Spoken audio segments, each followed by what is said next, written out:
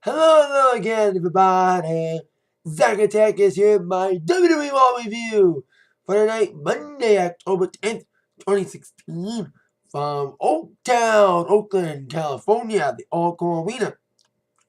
Heading towards tonight's Raw, after a very decent Raw last week with an awesome main event between Charlotte and Sasha Banks, being the first two main event Raw for a women's title match since Trish and Lita did it back in 2004. Tonight's Raw coming off of that was decent. Heading towards Hell in a Cell. A lot of building for that. A lot of matches made for that pay-per-view tonight. Plus, some great main event, by the way. Great main event. And great decent match, especially we had a mixed tag tonight. Plus, we found out more matches that will be in the Hell in a Cell. We knew one, Rusev and Reigns. We'd find out who will join them when it comes to having their matches in Hell in a Cell as well. But as you see by my subtitle, we have a little bit of a build-up for Survivor Series as a woman matchup may end up taking place as the man may return to the ring. The pure character of 2K17 may be coming back and will be on Raw next week. So I'll get to that in a moment. My thoughts on that and the possible match that could happen. But let's kick off with Sasha Banks. Yay! Women open up the show. Like they main evented the Raw before, now we have Sasha opening up Raw as the new women's champion after a tremendous showing against Charlotte in the main event. I applaud these women for so long, and I'm happy for these two women, seeing them in NXT and seeing what they've done, and being able to do what they did last week. The main event Raw was a proud moment. I've been walking out for them. If you've been seeing my videos a lot, because I want it, man. I want to see Charlotte, Sasha Fury main roster, and they're doing well. They're taking it up to the next level.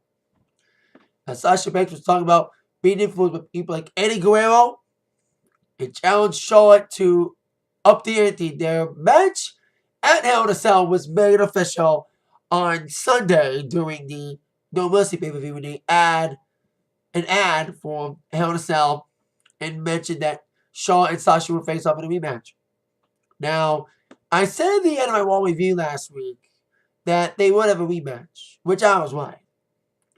But I said that they wouldn't have the balls to put these two inside Hell in a Cell for the first time ever, being a women's cell match. Well, guess what? I'm happy to be wrong. WWE does have balls. For the first time ever, we're going to have a women's Hell in a Cell match between Charlotte and Sasha. I cannot wait. That's awesome for them. They deserve it. They deserve to have that spot. Don't expect any high spots, though. I don't expect these two to fight on the top of the cell or anything. But I still expect a great amount of spots to be done inside the cell involving these two awesome women. So I hope for the best. And hope nobody gets seriously hurt in this matchup. But it'll be an awesome match to see. And not only do we have Sasha and Charlotte confirmed for the cell, doing Mick Foley's address of Hell in a Cell later on, he would also say that Rollins and Owens will also be in Hell in a Cell. Which means for the first time ever, I need to double check this, we're going to have three Hell in a Cell matches in one night. Now, when I heard there was rumors about Sasha Charlotte in the cell, I was like, that's awesome. But we thought Rollins and Owens would be in Hell in a Cell as well. I didn't think they're going to do all those matches inside the cell. That's crazy that they're doing that. That they're having three Hell in a Cell matches. This is the first time since 2009. The very first Hell in a Cell had 3 cell matches. Since then, there's only been at least 2 a pay-per-view. 2 Hell in a Cell matches. And now we have 3 in the same night. I thought it'd be overkill. But it's up to be saying, like, it's going to be interesting to see how this is going to mesh with 3 Hell in a Cell matches in one night. For the first time since 2009. I say Wayne's and Rusev would be the worst one. Rusev's never been in the cell before. This is Wayne's second time in a row. He was against Bray Wyatt, and last year, I felt they just went through the motions. It was like an autopilot match in my mind, just spot, no flow to it.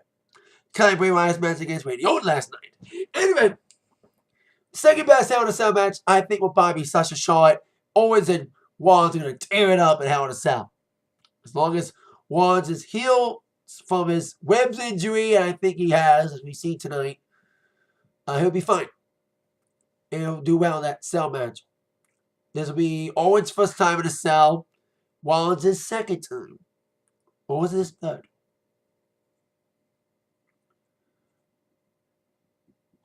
I think it's his second. Because he was not in the cell last year. He was in the cell back in 2014 against Dean Ambrose. So that was his debut Hell in a Cell match. So now this time he's in it second time. So I can't wait to see how that's going to go. But during the opening promo, we set up a match between Charlotte and Sasha going up against each other in a mixed tag. Rusev came out for some reason with Lana. And they got shoved down by both Charlotte and Sasha till Reigns came out. So we're like interjecting feuds. And that's why we'll see Charlotte and Rusev team up against Sasha and Reigns later on in the evening. But first, we have a matchup involving 1/3 of the WWE World Tag Team Champions of the world. Thank you, Daniels, for that. The New Days. Kobe Kingston taking on Cesaro. The Odd Couple team of Cesaro and Sheamus. We know when they're getting a shot at the tag team titles. That will be at Hell in a Cell. It was made official tonight. Doing a New Day's promo. Talking about great pairs. But Cesaro and Sheamus aren't on a good pair yet. It was kind of funny to see Sheamus was on Facebook Live. I actually watched some of that. Sheamus was on Facebook Live eating popcorn. As Cesaro was wrestling Kofi in a one-on-one encounter. But as Cesaro was looking good, he was trying for the swing at one point on Kofi in this decent matchup. Sheamus was on the outside getting tangled up with both Xavier and Big E.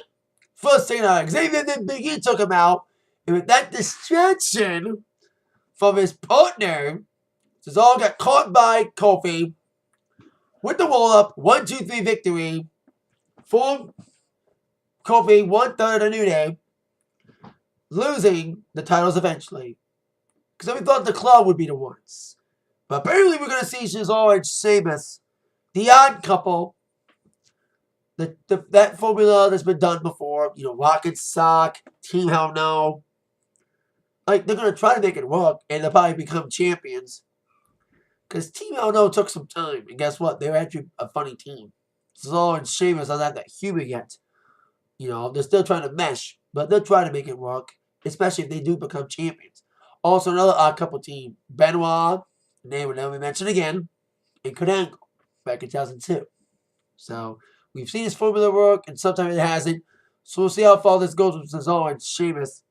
We may end up seeing these two dethrone the New Day. And heading in that direction, it looks like. Next up, we have Bayley trying to recover from being out of the title picture. Because they're trying to at least use her because they know that Charlotte and Sasha are a very important feud right now. And ever since losing at Night of Champions in that decent triple threat match, at least that triple threat wasn't the opener like at No Mercy, Bayley is going to lose in the shuffle. She took on a jobber last week. And look what we got for Bayley this week. Another jobber. Another jobber. Now we had a couple jobber matches tonight. At least a couple. including a guy who should be getting more competition soon.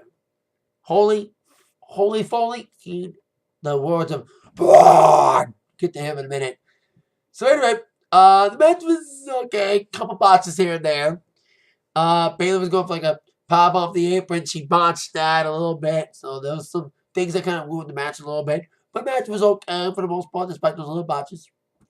With Bayley coming into big moves and Cammy looking like some offense. But then she took it down to the botches to the Bayley to belly. And the 1-2-3 victory for Bayley. And kind of close to her hometown. Because we were in Oakland tonight. And she's from San Jose, where SmackDown's going to be tomorrow. Is it just me, or is California crowd's awesome? The crowd was good last week in LA. The crowd was not that bad last night in Sacramento, for No Mercy for the most part. And they weren't that bad tonight in Oakland. So good crowds in LA, in the California Bay Area. Good crowd. Then we had a payday promo. These cheap promos promoting products, they kind of feel stupid and all, but not if you got Chris Jericho and R-Truth being involved. And Jericho was like, I want a payday. And R-Truth played his old, oh, my bad. With payday, the candy bar instead of payday money. But now on to our tag team affair. Cruiserweight tag team affair. Sin Cara is now officially added to the Cruiserweight division. Hey, maybe if they're going to move regular Raw guys to the Cruiserweight division, have them make Neville a part of that division, please. At least they're putting somebody who's on the main roster already, on the main Raw roster, into the Cruiserweight division, a guy who's fit for it. Sin Cara, he made his official Raw Cruiserweight debut, teaming up with Lindsay Dorado against Drew Gulak and Tony Nese. It's a little more high spotty. They're trying to water down the division. Because main roster needs to know what made the CWC so great. High flying action and couple high spots here and there. They had the first match was not that bad. The Fatal 4-Way that opened up things. But they've been kind of watering down since. Hopefully they get their head out of their asses and realize what we want to see in the Cruiserweight division. What we saw in the CWC on main roster. But for what it was, the stat match was decent. Gulak and Nese are looking good as tough heels, especially Nese getting a big win over Cedric Alexander last week, who's now in the Dusty Rhodes Tag Team Classic. He wasn't empty. He was teaming with Andrade Cien Almas. They lost in the first round against the Revival. My picks are like Ibushi and Tommy and Aries team with possibly Roderick Strong coming in. So, there you go. These are tag team matches with good spots here and there. Not as high spotty as usual, but still fun action with Lindsay looking good with good high flying moves or her Kawana moves. They tagged in Sin Cara for the kill. And 1-2-3 victory for Lindsay Dorado and Sin Cara looking good in his Cruiserweight debut. This division he's made for. He's made for this division. You know what I mean? He doesn't need to get squashed by Braun Strowman like he has been the last couple of weeks. He needs to be in the division where he belongs, and that's the Cruiserweight division. I hope they do the same with Neville. And speaking of Neville, he'd be involved in the next scenario. Bo Dallas is on this tear as a serious guy. I believe in Bo, but there's a little retread as one half of the social outcasts, one of his fellow members, Curtis Axel, the only guy left, because, Woes is fired. Heath Slater's down one half of the SmackDown Tag Team Champions. So these two were trying to patch things up in a match they were supposed to take on Enzo and Cass. But then the club came out and destroyed them. It is what we needed to see from the club. This is the club we want to see. Dominating, vicious, violent, even. Indeed. He's London of kind of time. So this is the club we wanted to see. Not the fucking comedy team they've been trying to book him as. They want to make him clever and try to make him go toe-to-toe on the mic with New Day. They can't. That's the job of Kevin Owens and Jericho. We saw how they did well in that last week. Too bad they weren't any ratchets with them.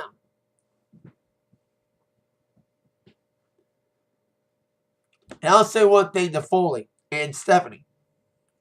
I hope you guys don't do what SmackDown did. At least you don't have a debate to compete against when Hell in a Cell's on, because it's 1 week before the election. But if you do decide to try to make the match between Owens and Rollins the first match like SmackDown did, you'll be stupid idiots! Like SmackDown kind of was. Especially when Miz and Ziggler should have been made if they moved the original main. So anywho, after the club took out Enzo and Cass in the meeting fashion, which could lead to a feud with them, because Enzo and Cass need something productive to do, instead of beating up jobber teams like the Shining Stars and what they were probably going to do, it's Axel and Paul Dallas. But then they wanted a match anyway. And they got it with Sami Zayn and Neville. A team that we've kind of heard they were going to team up. And now they did. And got the victory. With Sami Zayn delivering the Luva kick. And tagging in Neville for the Red Arrow. Decent, okay match. With Sami looking good early. Besides getting isolated, he came with some big moves. Setting up for that whole Luva kick. Setting up with the explosive suplex. Then the Luva kick. Then, like I said, a tag to Neville. And the Red Arrow, the victory for Neville and Zayn. Neville should be in Cruiserweight division. But hey, we'll see if they do it. So now, on to a singles match, R-Truth, taking on Titus O'Neil, trying to rebrand himself as Brand Titus. He lost to Sami Zayn last week, trying to rebound from that loss. And once again, I'm glad he's not taking on Darren Young. Glad that feud's over and done with, hopefully forever. Delete, delete, delete. Anywho, I don't watch that much DNA anymore, but I'm hearing all about the Pokemon Hardy stuff and the delete shit, so I gotta mention that. Hope they delete that feud forever, especially on the network. Anywho, okay, showing from Titus trying to look stronger, early, trying to rebound, like I said, from losing to Sami Zayn.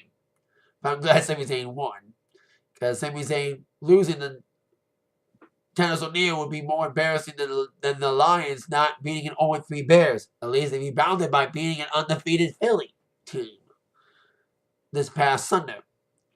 So despite the strongness of Titus overpowering R-Truth, Goldust got a little freaky, stomping on the steel steps to hype up his partner. And with that distraction, R-Truth would capitalize and pin Titus 1-2-3 victory for R-Truth. Brand Titus is not looking too good right now. Trying to hashtag go for the win or go for a loss, should I say. So there you go. Now on to Braun Strowman. I'm glad he's finally wanting some better competition. He told Foley last week that he wanted better competition and more competition for next week. But what did Foley give him? What do we got here? Not one job, but two jobbers? Two jobbers? The Splash Brothers, as they call themselves. Steven and Clay, who knew they had mentioned on the microphone during their promo before Kofi's match against Cesaro. And Braun just destroyed him. Typical Braun squash. And I'm glad he's still threatening Foley to give him more better competition. And he needs it, because these squashes are kind of getting old. But at least they made it different tonight. They make it not just one jobber, but two jobbers for the price of one to get destroyed by Braun Strowman. So, there you go. For that scenario. On to our mixed tag. We've been seeing a lot more mixed tags lately on Raw the last couple weeks. I think, didn't we see Charlotte team up with Jericho and KO against Enzo and Cass and Sasha at one point? Back in August, so I'm trying to bring back the mixed tag matches. And they did so again tonight as Sasha would team up with Roman Reigns. But the only time Reigns will ever get cheered for anything, when he teams up with someone the fans actually like more than he.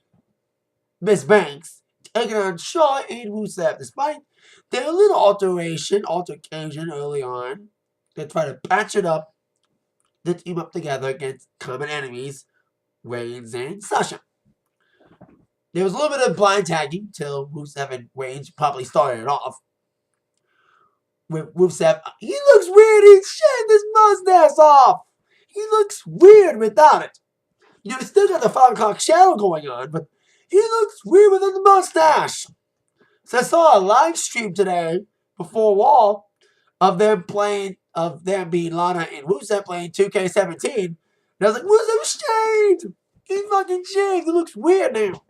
Without that top half of his mouth above his lip.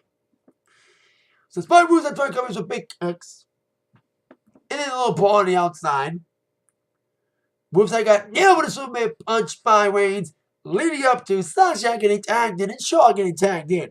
Had a little showdown with Sasha coming to big double knees.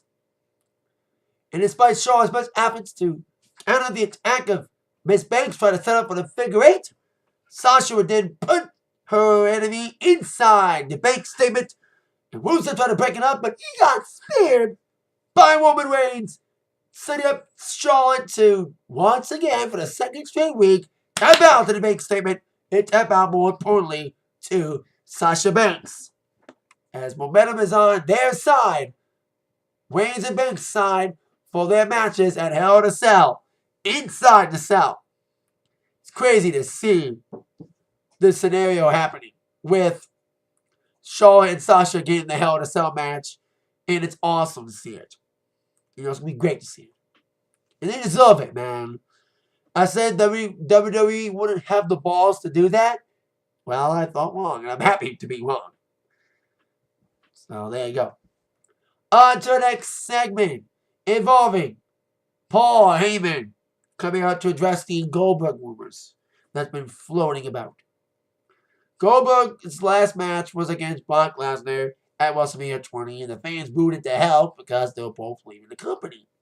And the match kind of sucked because of it. You know, the action wasn't that good, and the crowd wasn't into it because they knew both these guys were leaving. They trolled the fuck out of that match. And 12 years later, Goldberg's now an unlockable character in 2K17. And guess what? We've seen this trend the last couple years, that if you are the pre-order character for 2K game of a WWE game, you eventually come in the company. Or in some people's cases, come back to the company. Ultimate Warrior was the pre-order character for 2K14. He ended up coming back to the company, going into the Hall of Fame, and unfortunately dying after he went in during WrestleMania weekend. Sting was a pre-order character in 2K15. He eventually finally debuted in the company. And now Goldberg's young, the pre-order character in 2K17. And he may come back to take on Lesnar, possibly Survivor Series. There's been rumors for the last couple months about Goldberg returning.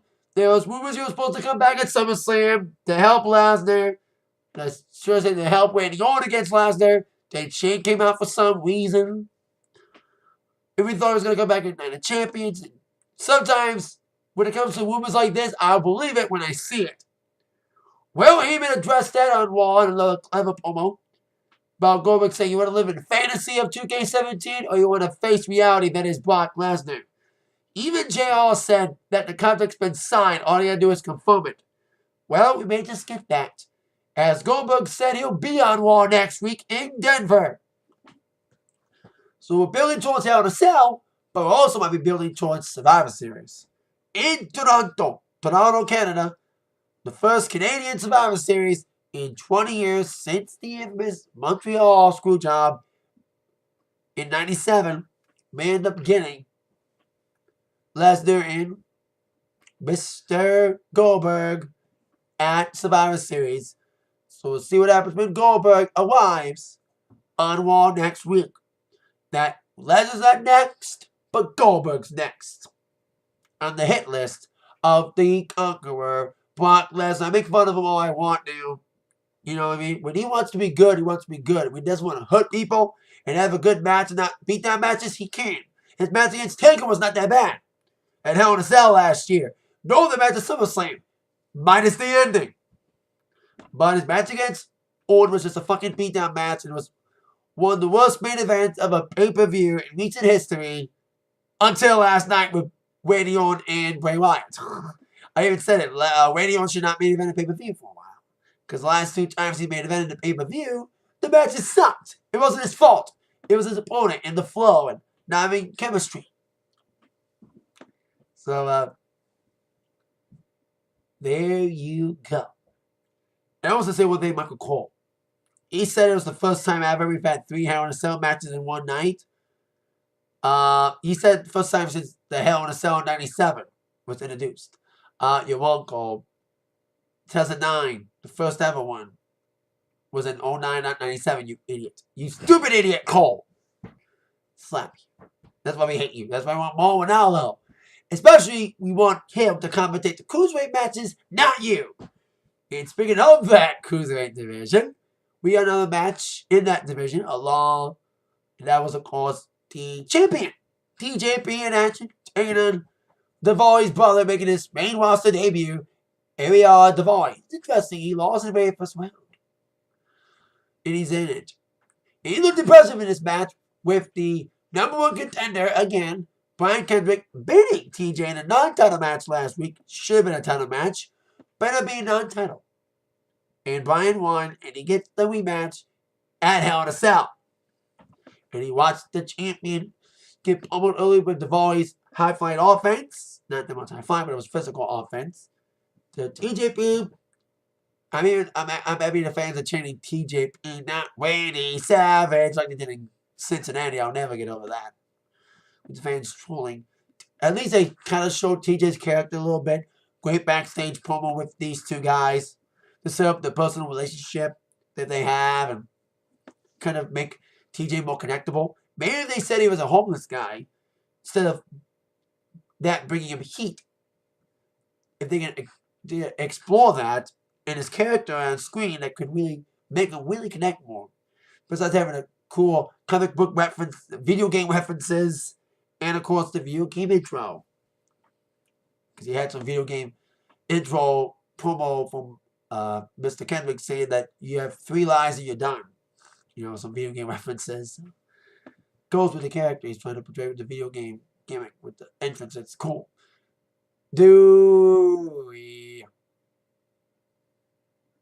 Why did I just name one of Foley's sons? I just did. Anyway, the Devoy coming in early with some big moves. But then Perkins came alive with some big moves. The big super kick move, the detonation kick, the big drop kick in the corner there. The rebound drop, wrecking ball, drop kick, rebound drop kick, whatever you want to call it. And setting up for the knee ball. He attacked the knee early, weakened that knee to set up for that knee ball, which he got to connect. And the tap out for Devoy. It's EJ victory, escaped defeat in the hands of Devoy, the brother of Sean Devoy. And these areas trying to, unfortunately, continue a stereotype of WWE characters from people from the Middle East with the hoodie and all that stuff. Like his brother, Sean Devoy, at least he wasn't as controversial as Devoy, and especially his client, Muhammad Hassan. God. If it was the Attitude Era, maybe it would have worked. But in the PC era, the politically correct era, it didn't work. Especially one gimmick that was bad timing after bombings in London. So there you go. Now on to our main event. Chris Jericho against Seth Rollins. This was a really good match tonight. Very fun main event. Jericho's one, his current one, is probably one of his best current ones in a while. Especially with the list of Jericho. God, his promo last week with New Day was funny. And the promos backstage with people adding Foley again to the list. I think he almost added Stephanie to that list. Stephanie's been on that list of Jericho for a long time. Longer than before Jericho even thought about the list of Jericho. You know, the new list of Jericho. Probably had a list already in his head. Because Stephanie's been on that list for a long time for being a filthy, dirty, disgusting, bottom-feeding trash bag. Ho! Those were the days. Those who got that on the family reference, I am proud of you. So, back to our main event. Fun match. Great action for both these guys. Well, it was his first match since Clash of the Champions. I thought they were going to have him rest until Hell in a Cell and not get physical because of his ribs that he injured at the pay-per-view. That was Clash of the Champions. But they let him wrestle tonight. He did get physical last week, Pedigree and Jericho. after distracting Jericho and Owens in their match against New Day to possibly get a title shot. And Owens tried to do the same tonight, distracting Rollins for a bit. Especially this match got some stipulation added. If Jericho would win, the main event would be a triple threat, with Jericho being added to the Hell in a Cell between Rollins and Owens. And that was kind of an original plan. Before Finn Balor got injured, Balor was supposed to face Owens at Clash of Champions, and then Owens and Jericho would be in a triple threat with Balor. And it looked like they may be going that route with Owens and Jericho going up against Rollins instead of Balor. And it looked like that. Jericho would capitalize on that. Great transitions to the wall to Jericho at some points. Big moves for both guys. It was back and forth action. Near fall to near fall. The crowd was into it. And both guys has delivered a great, fun main event. Owens got involved a little bit, and despite trying to get involved, Rollins would take him out with some big high-flying spots. He kicked him off the wing at one point, and they went for the high-flying spot over the top rope. I thought he was going to nail Jericho, but instead he nailed Owens. And with Owens on the picture, Rollins is going for the pedigree. But then Jericho would turn into the walls of Jericho.